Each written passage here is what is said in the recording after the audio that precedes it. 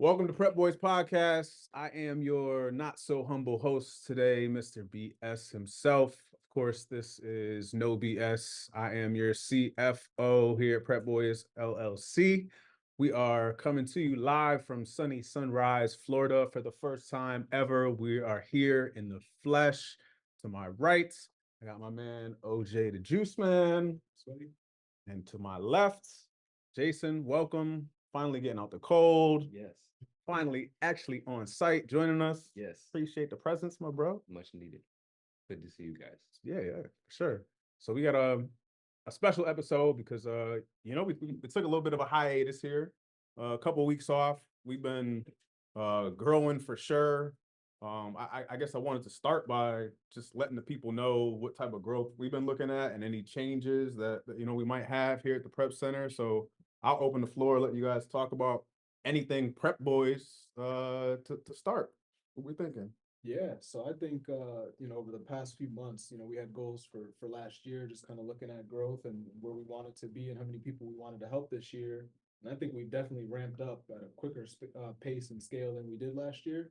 Of course, as a new business, which we are, it took a while to get our marketing in order, get our name out there, but now we've kind of leveraged some relationships with some folks, and word of mouth really goes far. So Yep. we've gotten several referrals, and referral business is always great.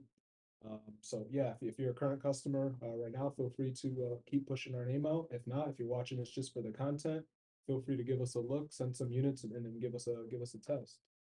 Yeah, man.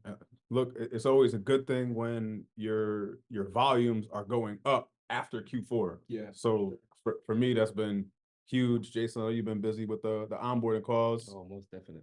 Most definitely. I think, like Jesse just alluded to, I think people just started over at the beginning of the year, just trying to decide what's best for them this year. And I've been having a lot of conversations with a lot of people that we have relationships with in the buy box, and onboarding a few people over the last few months. So I'm excited about the future.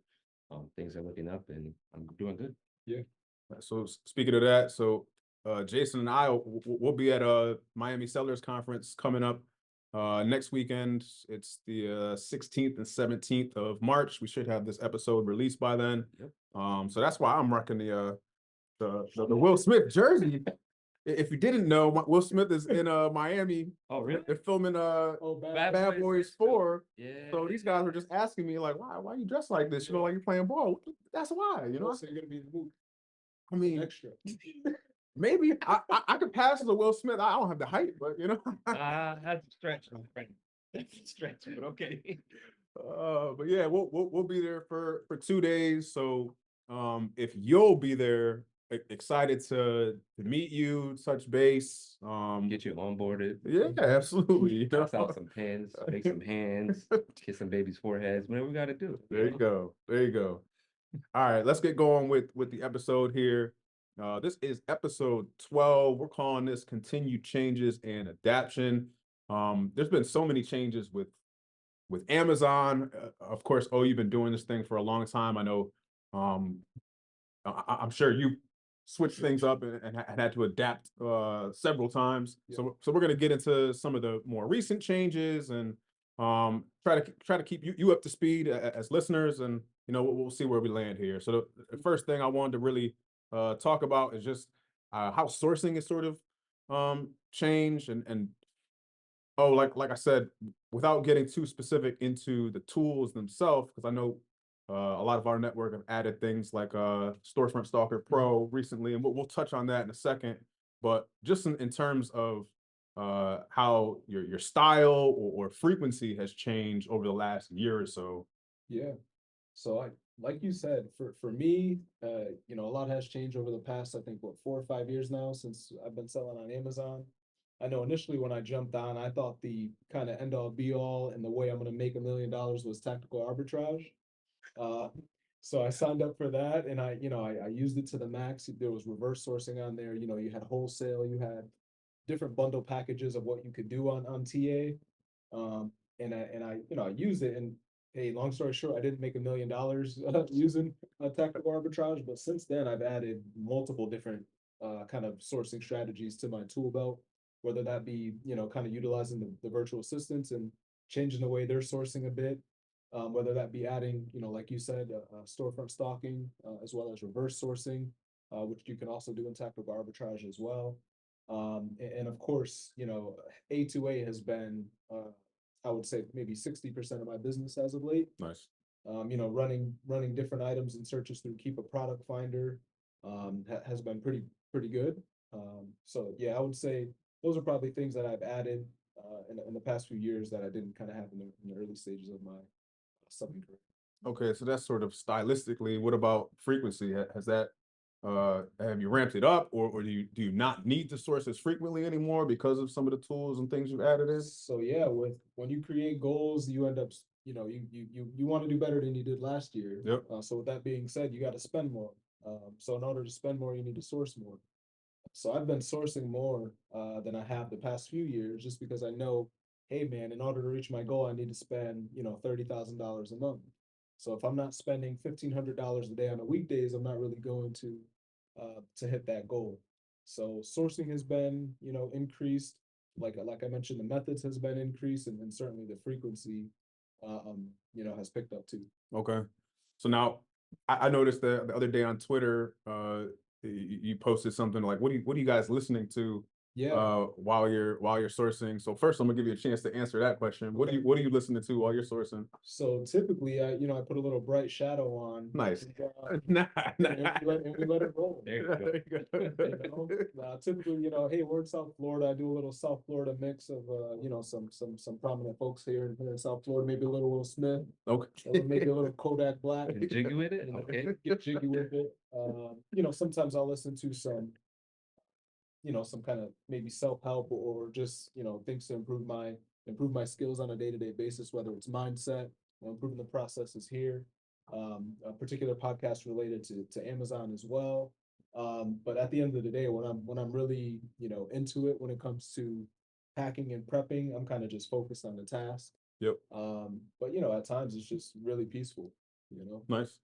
Yeah, so to keep it peaceful, I mean, I typically do my sourcing early in the morning. And so to keep that like peaceful vibe, it's usually like lo-fi, something with no words, just Yeah. music in the background so I can stay focused a little bit. And that sort of leads me into my question for you, Jay, is, whether is it music or is it something else? How do you make sure that you're staying focused on sourcing when you got maybe the kids in the background, or your lady listen. cooking, or whatever else you got going on? How do you stay focused? What do you use? So as you guys have seen, I usually do my podcasting or sourcing in the ratty basement of the house, right? So what I've been making sure I'm doing is I create a clean working space. I make sure everything's off my desk. I just need my mouse, I need my computer, I need my calculator, whatever. And then as far as music, when I'm sourcing, I'm the same as you. I can't have anything with words. I can't have anything with like a lot of Get it. samples in it, because I start to like drift off and like, oh, where did that sound come from? 2 hours later, I'm just trying to make a beat. Definitely distracting. So lo-fi instrumentals, sometimes classical music, which is it's just random stuff. Classic. Okay. Classical music, yeah, listen to classical music, gets the brain going. But when I'm packing, or when I used to pack, I don't have to pack and prep anymore. I got the lovely prep boys to do that for me.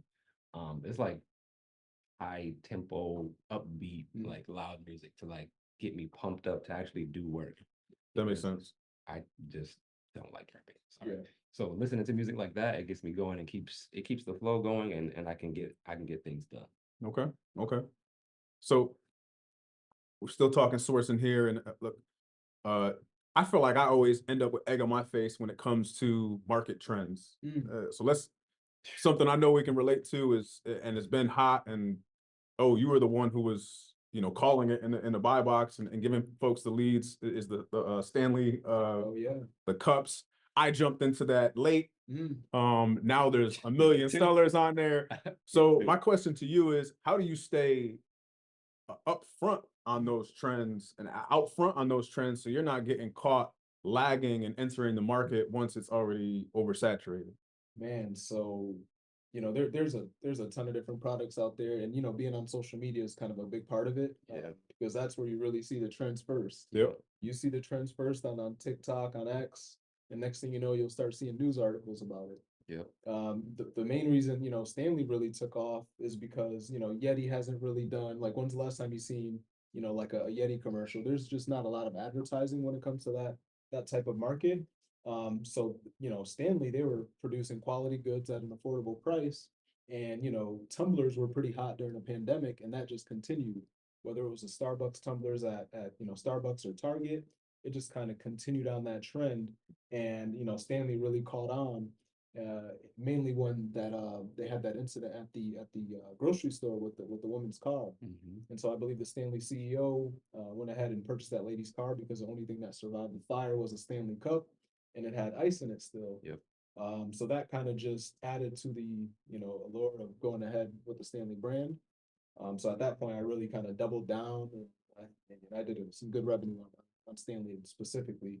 But yeah, just really looking at social media, following as many accounts as you can, going in store and seeing, what's sold out, what's available, what's sold out, and then trying to go after things like that. But yeah, there's several times you can kind of jump into something a little bit late, and then you're stuck holding the bag. Yep.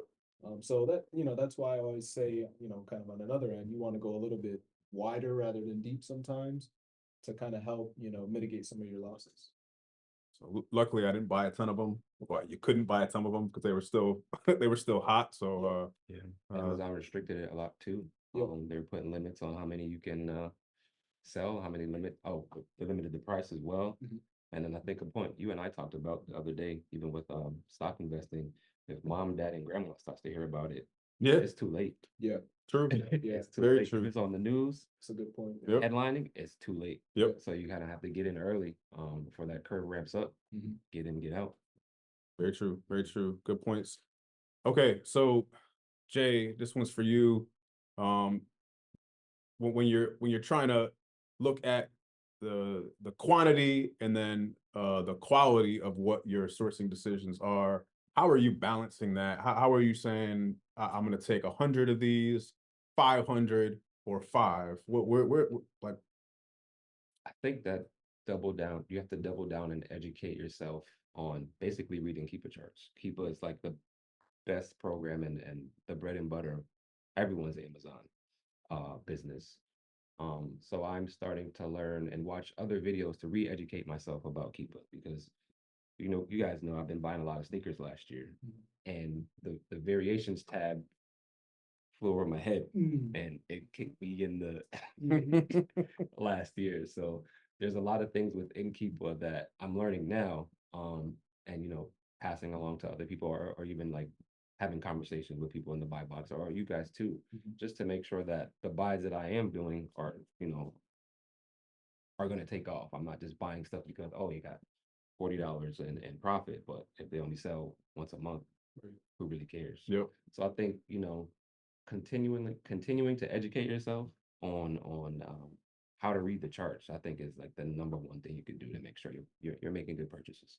That makes sense. Mhm. And so Keepa is definitely Keep a legacy tool, a OG, but You of can't live course without it. Yeah. a great one is necessary for sure. Yeah. We'll get into tools right now. Let's do that. So when you're looking at sort of the old, or I call them legacy tools versus some of the newer ones that are out there, um,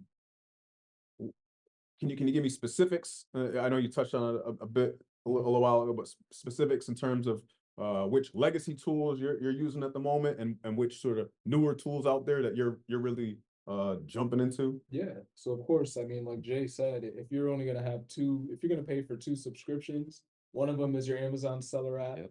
$40 a month, your professional account. The next is Keepa. Yeah. If that's all you can afford to get started, those are the two that you should go with, and that'll run you about $65 a month, US. So Keepa number one, no question. As I mentioned, tactical arbitrage early on. I mean, it is kind of a good way for you to get started because it's a rather easy tool to use. I know they've recently gone over some new ownership and made some changes, to their API and layout. But essentially, someone can walk in there, set up some criteria, and for the most part, you'll get a solid match rate. Now, of course, sometimes it's mismatches and you'll have things that aren't lining up, but it'll at least give you an idea of, hey, here's at least 162 stores that are available to source. And if, I'm not really satisfied with the tool, then I can go ahead and manually source those sites. Keepa, Tactical Arbitrage, Storefront Stalker Pro, which, we spoke about a bit earlier, to monitor other sellers' stores. Yep. And, see what they're buying. Of course, that really helps kind of get a pulse on, what your competition is buying, because if someone's on the same listings as you, many times, maybe it's a good idea to look at their store, because you guys are probably buying the same things. So Storefront Stalker Pro would be another one. Um, Other than that, Seller Amp, which is not 100% necessary, but it is a good tool to use, because it kind of has a quick snapshot of a lot of information that you could easily digest. Sales per month, which is holistic of the entire listing. What your other, competitors are, whether it's FBA, FBM, and their price and history. So I would say, those are probably some of the top tools that I use. Now, there's a boatload of tools out there. Yeah, for sure. You You get we lost go in on- them. Yeah, we can go on forever to talk about them. Repricers. Right, reprices is another thing that, of course, I think we mentioned this maybe in episode 6 or 7. Yep. But reprices is great. I encourage people to get it when they're at a certain level. As a newer seller, you might not need one. But it's also important to test out different repricers as well, which I know we've all done too. So I would say those are probably some of the main kind of tools in your tool belt that you want to have as an Amazon seller. I love Seller Amp just because I feel like I get so much information Yep. in that snapshot, Mhm. and then I can branch out from there. So that's for me almost my baseline. Yep. Next question here is going to be for the both of you. Jason, you just mentioned a little bit the variations you were looking at in Keepa. But any other specific features for the tools that you're using where you're like, this is a major key? Yeah. Keepa Product Finder. I'm learning how to use that as well. There's also another tool within Keepa that lets you, what is it? Is that the deal section? Not the deal Okay. section, but there was one seller that I was watching a YouTube video on, and she was highlighting buying products that have like a flat line in their price, which is a good thing. But if you go in and you look at the data, it can show you what percentage that person holds the buy box. Okay. And if you have a seller that has like 70% of the buy box on that, you probably don't want to purchase that product, because it's going to be highly unlikely that you're going to get it. So there's so many different things buried within Keepa that I'm again circling back and diving deeper into to help me make better buying decisions, because I got really burned in those things. Yeah.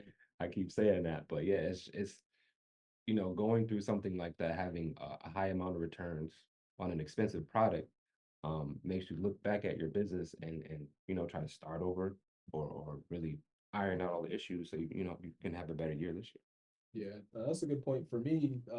Keep on looking at other sellers and kind of the buy box statistics tab, which Jay was referring to. As long as it's not Amazon holding the majority of the buy box or the actual brand, I'm fine competing against anybody. Yeah. Sometimes even Amazon, like, I know I've been buying like a lot of leggings for around $18. Amazon's coming in stock at around 18, and then when they restock, they're coming in at around $44 consistently. So I've been buying leggings for $18, selling them just under Amazon at the buy box for $43, and I'm getting a lot of buy box sales. Yeah. Okay. So I would encourage you guys to, like Jay said, look at the data. Don't be afraid of competition, but if, like he said, if someone's holding the buy box, 70, 80% of the time, chances are you're most likely not going to get a lot of sales. But my favorite tool inside of Keepa is probably the Keepa Deal tab. So I use that very often because it'll let you know, again, when you're looking at Keepa, you'll see like those orange triangles, that means when, deals are occurring on that specific product. So Deal Finder, you can type in all different type of brands, Nike, Adidas, and it'll come up, and you can sort it by, how recent the deal is. And then basically it'll pop up with percentage discounts, like something was $44 one day, but oh snap, today is $30. So that way you can really search, you can get granular and either search by brand, or you can just search everything within a certain amount of, based on your criteria. And I made a lot of my buys that way as well. Okay. Now you mean deals from the manufactured website, like? So no, Keepa Deals will find deals, like when you click on an Amazon thing, like let's say this was normally $6, but it'll have like a deal alert, like a Mhm. little flag, Mhm. because today is $3. That's pretty much what Keepa would track. Oh, okay, So okay. directly on Amazon, yeah. I got you. Yeah. Got you. All right. Yeah. So we're gonna shift gears a little bit here. As some of you might know, I hope most of you know, if you're selling on Amazon, they recently introduced new shipment fee structure. Man, talk about more pain. I know this thing has been a bit of a bear for us to figure out. So of course, I'm gonna lean to our resident expert here. You got it all figured out, right? How's it working? Yeah. We experienced this, so we figured out how much it hurts. Yeah, so I mean, as you guys know, if you've been selling on Amazon for a bit here, maybe a couple of years, 2, 3 years, you know that every year they're gonna make changes. And that's fine. It's like I always tell everyone, it's Amazon's world and we're just playing in it. Yep. You know, if we wanted to control the fees, we would have started our own online selling platform. You know what I mean? So we're kind of at their mercy. And at the end of the day, if a couple of 100,000, 200,000, you know, a few $1 million sellers fall off, it's not really going to break their bank. So essentially, you know, with Amazon's fees this time, and they provide no warning. That's the kind of the worst part about it. You know, they've pretty much lined up a program where you have to pay for the convenience of shipping to less fulfillment centers.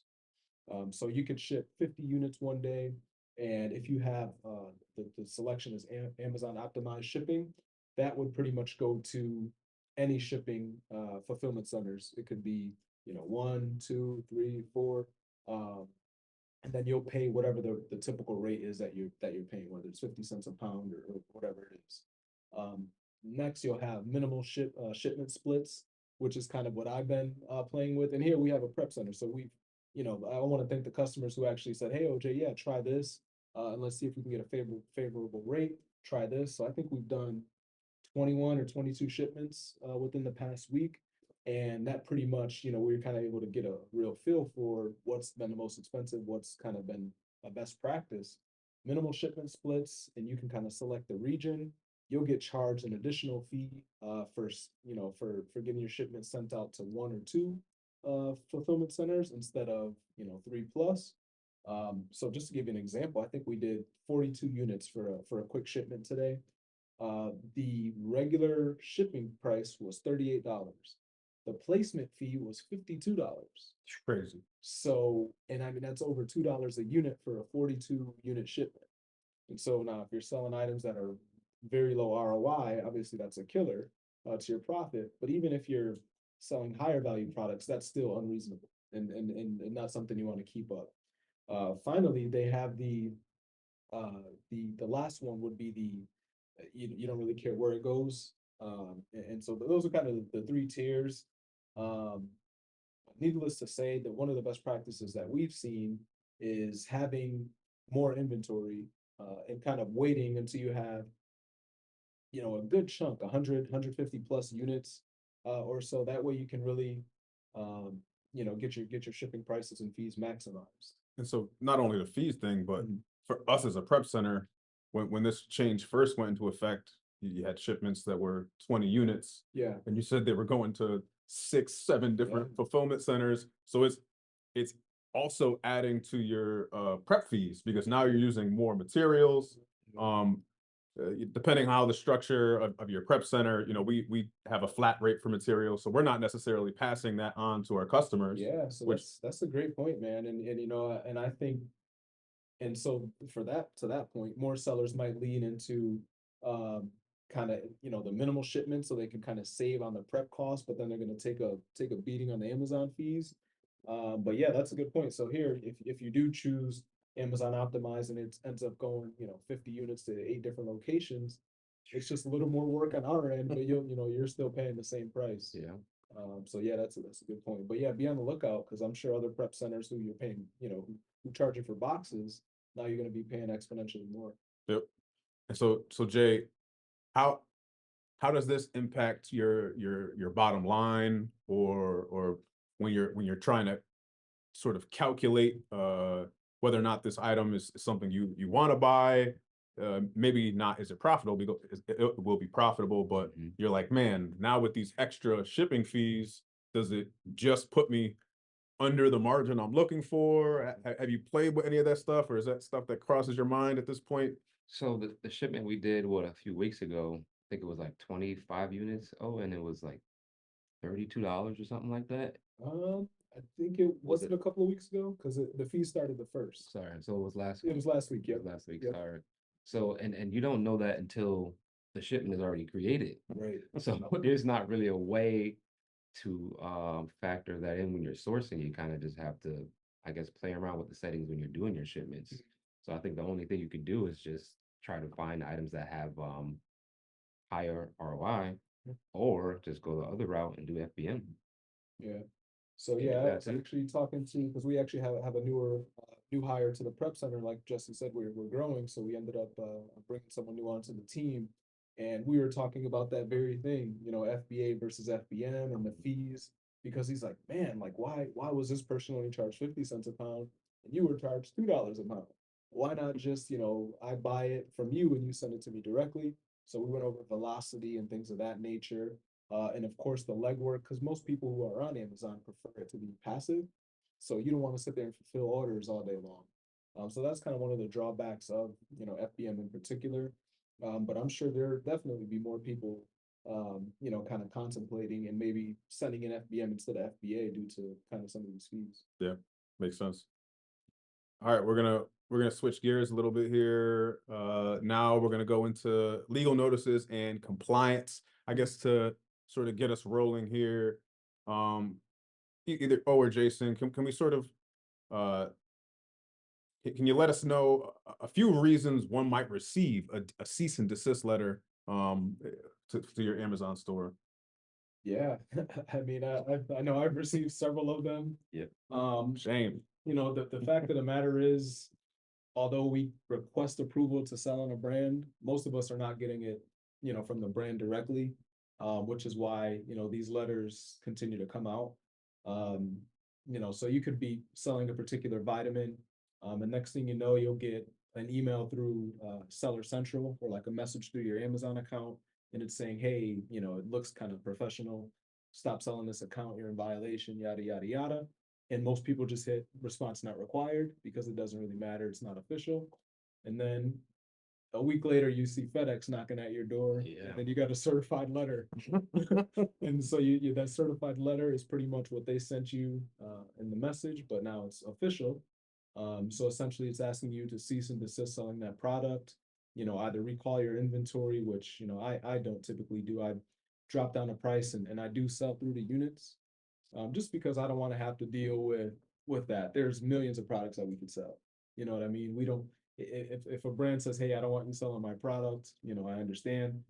Let me get through the units, and then I'll just kind of move on. But other sellers, they sometimes they prefer to kind of risk it, and the next thing you know, your listing could get shut down, your products could get confiscated, and for me, it's not worth it. But yeah, so that's pretty much why you would get, a cease and desist letter. There's a couple of companies who are very prominent for doing that, who know all about Amazon. Uh, but yeah, that's kind of the gist of it. Jay, have you ever received one? Oh yeah, Uh, a few, a few. how did you handle it? I called him and asked him. Yeah. So I looked up the Yeah. company, I did a little bit of research. I wanted to make sure the letter was actually legitimate. Yeah, authentic. That's it. And yeah, it was definitely. Wait, so that's led me into a good question. How did you verify if it was authentic? It was from a law office. Mhm. So I looked up the company name and the address, and it's there. Like there's Okay. no debating that. Gotcha. So I did the same thing. I just liquidated those items. And just took that into account to not source that brand anymore. That's pretty much it.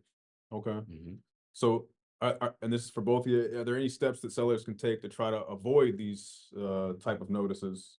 Yeah, I mean, you could reach out directly to the brand, because sometimes even connecting with the distributor, and getting an invoice because they had permission to buy it from the brand doesn't really mean that you have permission to buy it from the brand. True. So unless you're truly buying it directly from the brand, or you have some type of letter from the brand authorizing you to sell that particular product, just because Amazon approves you to sell it, that doesn't mean you're going to alleviate yourself or eliminate yourself from any type of legal pressure. Very true. Very true. Does the amount of sellers, or is there a way to tell on a Keepa graph that there might be an IP claim issue with that product? So yeah, that's a good question. And you'll look at, what I like to look at is if the sellers are consistently, like looking at that blue line on the bottom chart in Keepa, of course, if the sellers are consistently at one or two max, that's kind of like, man, this thing is so profitable. Why aren't there more sellers on this? I think I just found a gem. Most likely that brand has, sent out IP claims to sellers, which is why more sellers haven't jumped on it. You'll also see breaks in the Keepa chart, or it'll be 20 sellers one day and then maybe one or two the next day. That could be because they sent out IP letters and most people close their listings. So those are just some things to look out for. But like Jason said, really mastering and understanding Keepa, that's another thing you can do with Keepa there. So not only can you estimate your sales, but you can really figure out, hey, should I buy this or should I kind of stay away because I could be in fear of some like legal repercussions. And so I know you don't use Seller Amp, No.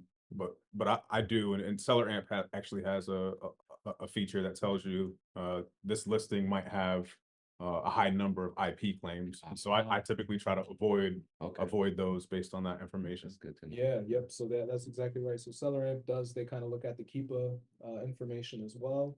And so they'll look at that flat line of sellers, and then that kind of leads them to put that little the IP button. So that's a good one. I know Chris Grant also has a program called IP Alert, which I believe a lot of sellers utilize as well. You're able to simply plug in a brand into that site, and it'll let you know pretty clearly if that brand has a history of IPs. All right, so we'll move on to our next topic here. Again, we're talking changes in the Amazon space. There's always so many of them. When we had Dre on the pod, we started talking about inventory levels. That was one of the changes that they were starting to roll out. So I thought this would be a little refresh for us to jump in. So OJ, can you discuss any of the implications you sort of seen up to this point on inventory shortages when they're dipping down, and any penalties that Amazon might be throwing your way, or queues or anything that Yeah.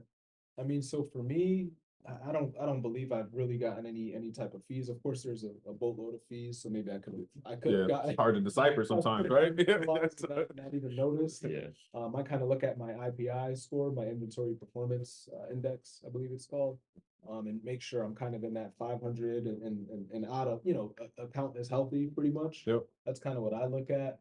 But yeah, the inventory levels, it's funny because before you're not only are you penalized for having a high price, but you're penalized for having too much inventory, which I could understand. Yeah, Because using them as a storage right, facility. we can't use them as a storage facility, so I can understand that. And next thing you know, now we're charged and penalized for sending too few items in. So it's, you really got to find a happy medium for sure. But at the end of the day, like we said earlier, I mean, Amazon it's their business, and they want to be able to serve and supply more and more customers. So if that customer goes to buy the cat litter that they've been buying from you for weeks, the next thing you know, it's not there, no other seller has it. Amazon's just missing out on a good amount of money. So I could understand the reasoning behind the fees. I mean, how it works is historically they're looking at 30 or 90 days of historical data based on the history of that price, and they kind of assess the penalties based on how much inventory they feel that you have compared to historical data. So I'm not sure what it is per unit or anything like that, but I know it is an added fee for this year. Okay.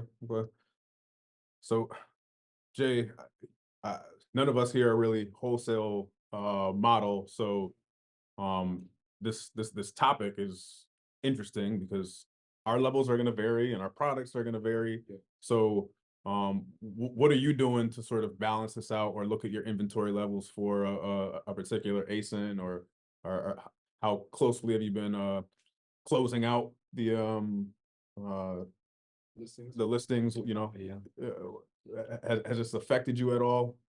No, I don't think it's affected me at all yet. I think I source enough where I have my products, go through at a good rate.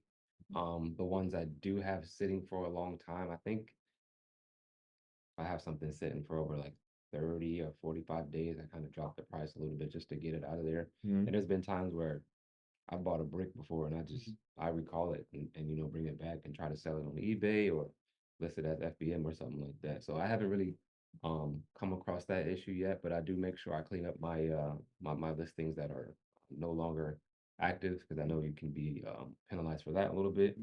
But yeah. Yeah, I got to be more diligent with that, closing out the listing. Yeah. How often do you run through and close them out?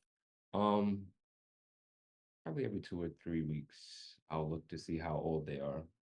I have a lot of stuff that's kind of lingering from Q4, so you want to give them a little bit of time if you have any returns coming through at the beginning of the year. So I think now would be like a good time to go back a few months and make sure you got things are make sure you close everything out. Okay. That's a good practice. And a lot of people might miss that because, you kind of sold it. You sold products, you sold out and you figured you're good to go. But you could still get IP claimed on that listing. You could still get compliance issues on that listing because Amazon's sending it to anyone who has it in their inventory or their product catalog. So yeah, that's a very good practice. Every 30 days or less, make sure you're, deleting those old listings, especially if you don't plan on selling the item again. Um, I'll always do that for sure. And I didn't have these questions in my list, but I'm gonna ask them anyway because they're personal to me now as I'm going through them. So how often I know you've dealt with a bunch, but dealt with a stranded inventory or lost inventory that's sent into Amazon Yeah. and opening tickets with Amazon is always Man. a crapshoot. But how are you guys dealing with that? Do you have a standard process that you're sort of using? Just look out for the emails and make sure you address it right away. You don't want anything to just get, left by the wayside. You don't want anything to be hanging out and to get returned to you. So just keep an eye out on the emails that come from Amazon Yep. and address it right away. Don't let it linger. Don't let it linger at all. Yeah, for the stranded inventory, that's easier. Mhm. And Amazon tried to walk through a process to get it up and running. Of course, that didn't work, so I returned it. Now I'll get it back Back out. to square one. Yeah, back to Yeah. square one. Yeah, for me, stranded inventories, I'm sending in a good amount of product, and stranded inventory could happen for a number of reasons, whether the listing was merged, whether the listing was closed, whether you're sending it in for $15 and Amazon considers $14.99 the price, so you get a high price error. Yep. It could be, any of those reasons. So, I do get a lot of those. I tend to price a little bit higher and then eventually reprice once my items settle at the fulfillment centers. So I do get a lot of stranded inventory notifications.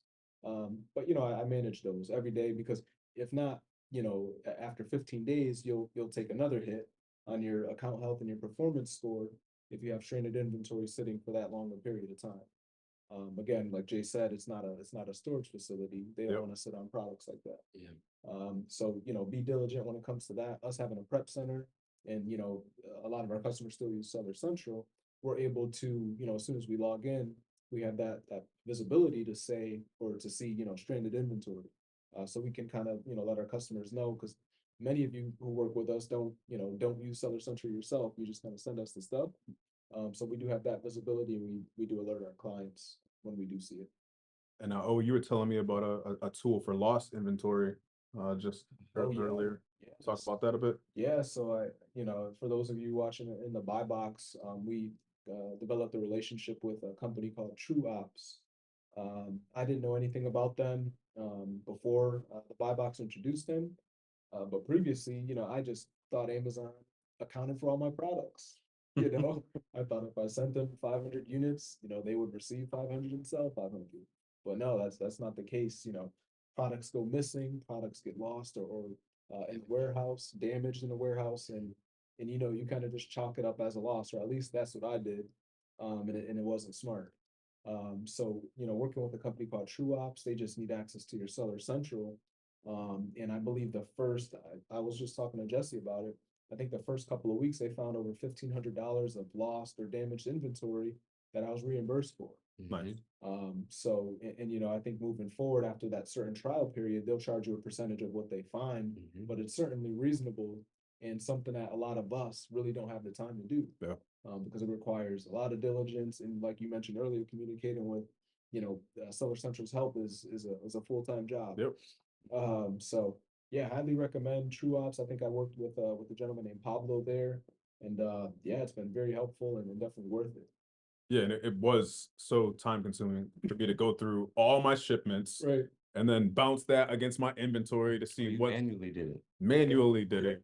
It took me a solid few hours and I caught 4 units that were just completely Bonus space. missing. Yep, Yeah. completely missing. Yeah. So this is definitely something I'm gonna sign up for and, Yeah. and Took jump advantage on. of it. Yeah, I you think usually they do. found me, I think I got like $200 back. Nice. It's 200 you wouldn't have had Yep. before. Yeah. Right back into the account. Yep. And then I think you have, I think it's a 30-day trial, I believe it's 60-day 30 trial. days, yeah. Yeah, they found some stuff right away. And then Nice. I think it's like 10% of the findings. They Not bad at all. No. I mean, I think it's a great business, and I think it's, the pricing is reasonable. And, as Amazon sellers, we've got other stuff to focus on rather than, beating Amazon's door down for a few, missing units. Yep. So I like it. It's good Yep. company. I would say it's a job that a VA could do, but they Mhm. got better things they could be doing too. They Yeah. could be sourcing to make you more money. So, Yeah. all right, we're winding down here on this episode of the pod, but I know we spent a lot of time the end of last year talking about goal setting, reviewing things we did well and positive for the previous year, and trying to put together a good outlook for this year. Now we're in the beginning of March, so we got 2 months down. So we want to check in, see how some of your goals are coming along and how they're tracking. So I'll start with you, Jay. How are you looking at after the first 2 completed months of 2024? We're looking pretty good. I think the last 30 days I had a good amount of sales, but I think I attribute that to tax season. We had some money to spend. Mhm. And then we touched on closing listings. I've been kind of putting my old listings in an Excel sheet, and just because you sold something in March doesn't mean it's not going to sell good again in November. So I actually bought some stuff recently that I bought last year that tanked, but prices went back up. So just because you close a listing doesn't mean you should completely close it out of your sourcing. Yep. So yeah, I think I'm doing pretty good. I still need to get my sourcing cadence Mhm. to where it needs to be. But I think this year is looking pretty good.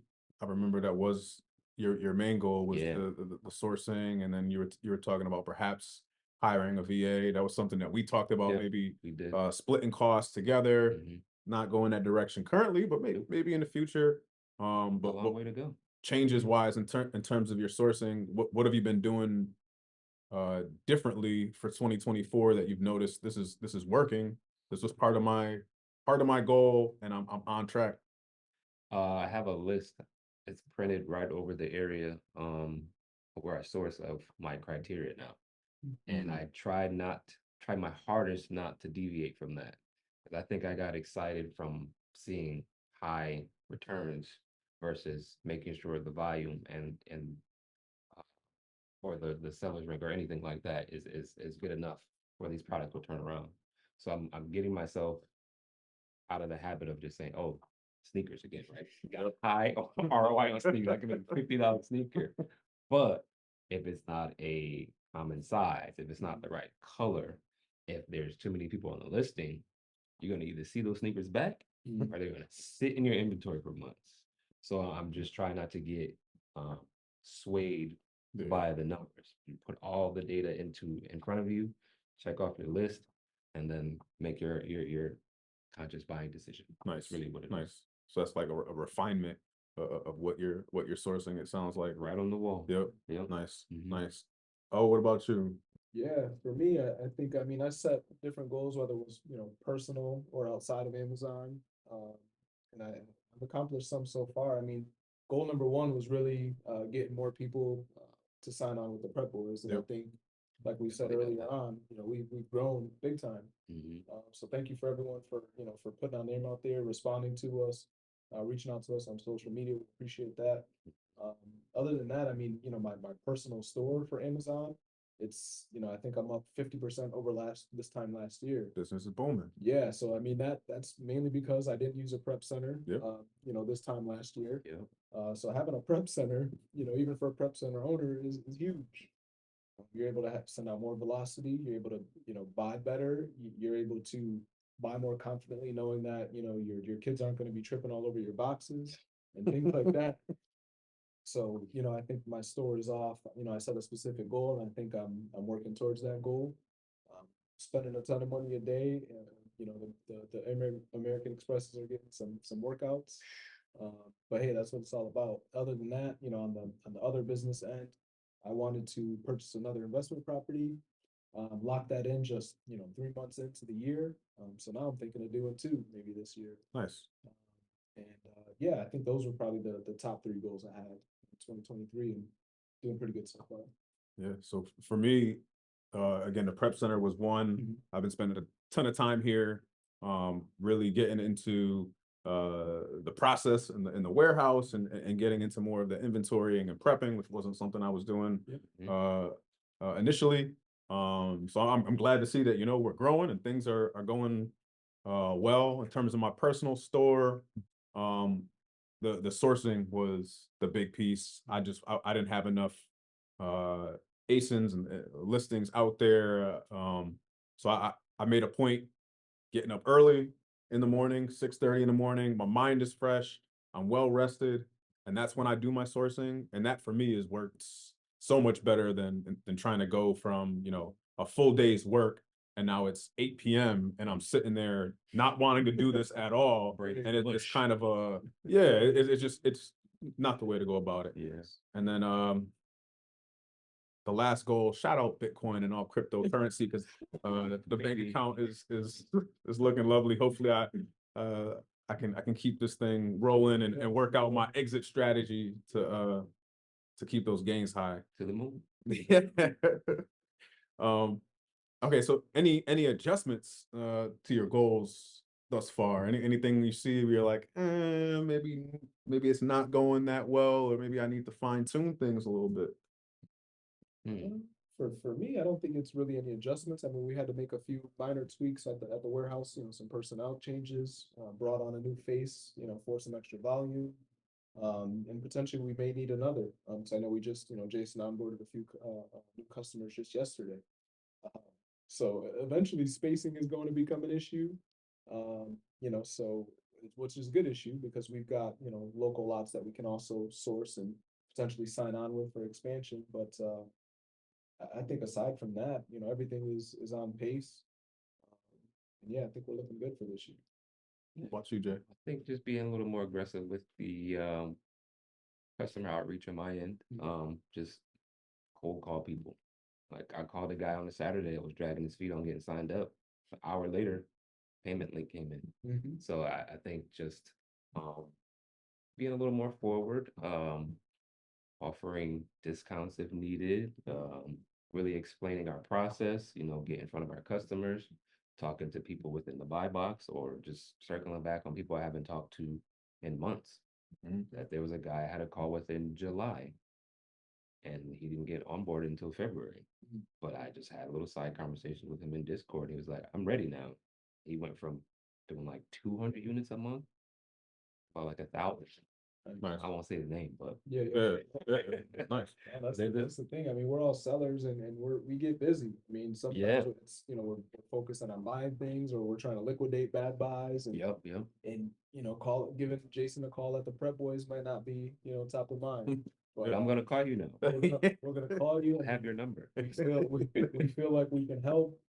We've got the tools in place to make you and your business successful. So that's good stuff. Yeah, and look, getting into Amazon in the first place is stepping out of your comfort zone. Right. Yes. For us, owning the Prep Boys has been stepping out of our comfort zone in Yes. every facet. You're not in sales, but you're doing onboarding.